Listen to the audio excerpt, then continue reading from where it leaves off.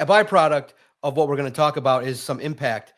Check out Lions on SI as we talk about bubble players, who this draft maybe helped, who maybe is now potentially in jeopardy based on some of the moves. It just lends really, Christian, to the idea that when you have Roy Lopez added in free agency, you draft an interior defensive lineman. I think the byproduct, that the first thing that people thought of was like, man, Brodric Martin's climb to get some playing time is going to be even harder. Maybe I think in my early 53-man roster projection, I have Brodric Martin on the outside looking in. And I think it's just real challenging because the Lions are just telling everybody, look, we need more along the interior. And it's suffice it to say, similar to Ennis Rakestraw, the Lions can't really count on Brodric Martin when he was injured last year.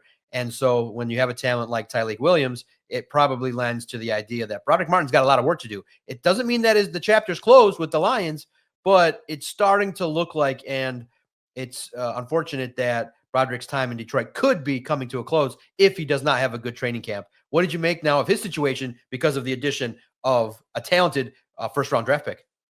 Yeah, I mean, it's been tough for him to kind of get a foothold in terms of the defensive line rotation. Obviously, his rookie season was one that we all kind of knew was going to be a developmental year. He was going to spend a lot of time as a healthy scratch on game days, but he did get a couple opportunities. And then this past year, really, I thought he had a pretty decent preseason and training camp, and it kind of looked like there would be some snaps available, especially with DJ Reader expected to miss the regular season opener last year. But then in the preseason finale, he suffered an injury that put him on an injured reserve until, I believe, week 8 or 9. And then at that point, it was all just about reacclimating, and he never really could make a substantial impact. And so now heading into year 3, he doesn't have the body of work to necessarily say, okay, he's safe on the final roster. But the Lions are going to let him compete it out. And if he earns his spot, then he'll do just that. He'll earn his spot.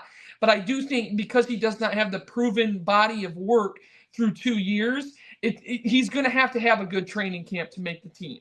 Like, there is no more, oh, he's developmental, so we'll keep him along for the ride. Heading into year 3, it's time to prove it.